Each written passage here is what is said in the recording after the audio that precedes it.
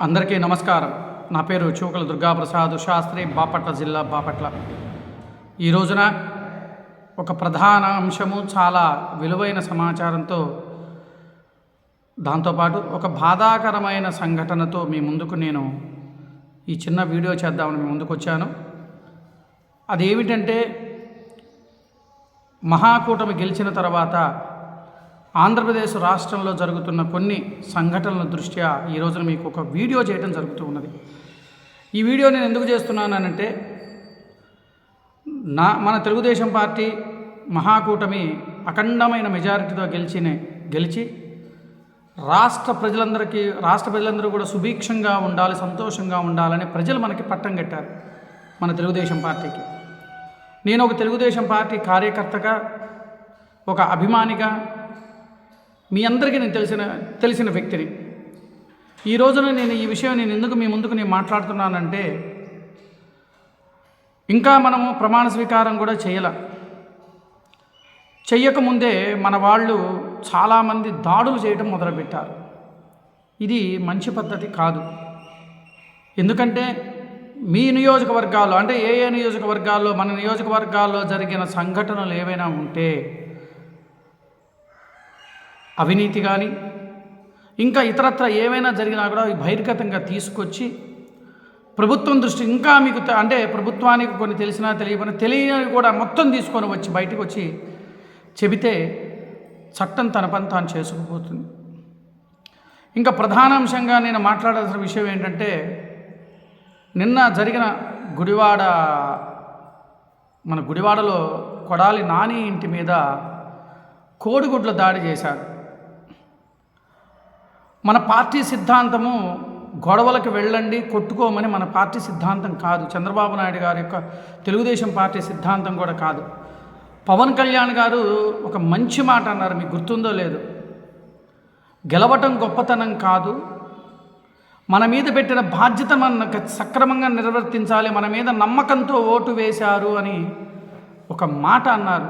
అది చాలా ఆలోచిస్తే అది చాలా ఎంత మంచి మాట మీకు అర్థమవుతుంది.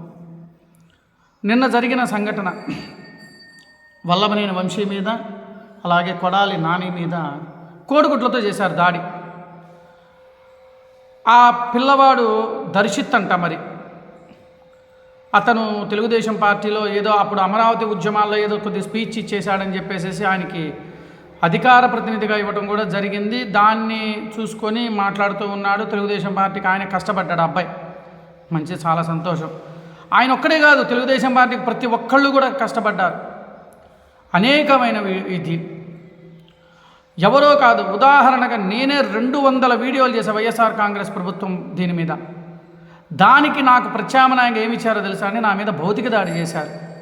అయినా కూడా తెలుగుదేశం పార్టీ అంటే అభిమానం మీద ఉండి మనం మాట్లాడే మాట ప్రజలకు వెళ్ళాలి, ప్రజలు అవగాహన చేసుకొని ఈ ప్రభుత్వానికి, ఈ వైఎస్ఆర్ కాంగ్రెస్ ప్రభుత్వానికి బుద్ధి చెప్పాలి అన్న భావనతో నేను 200 వీడియోలు చేశాను.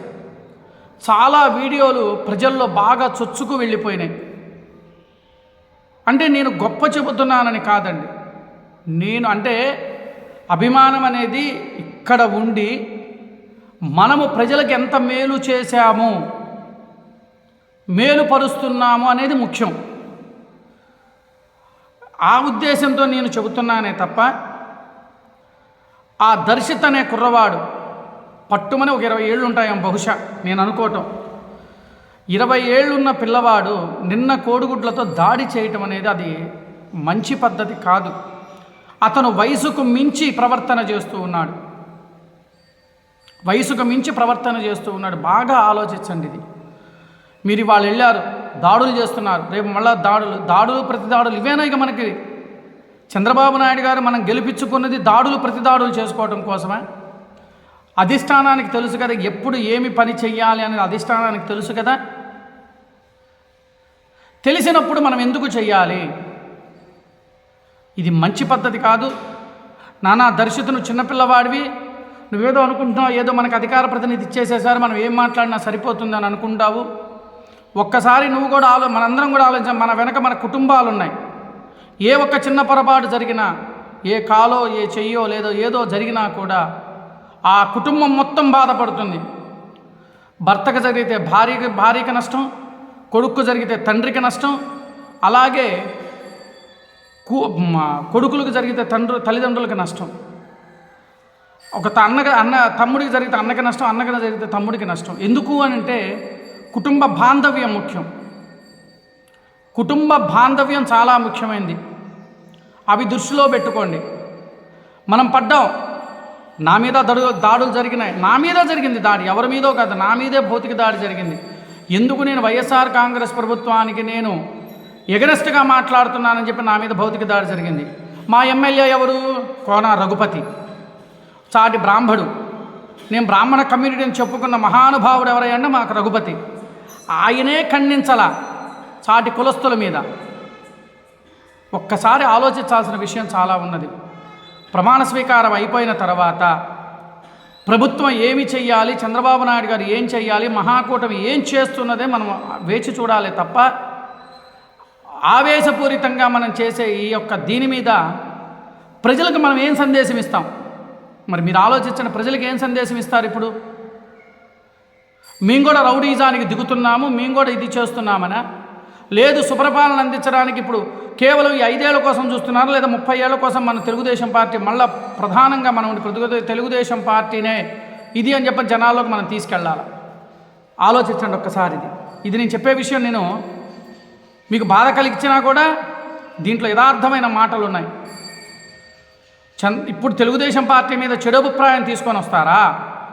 ప్రజల్లో మంచి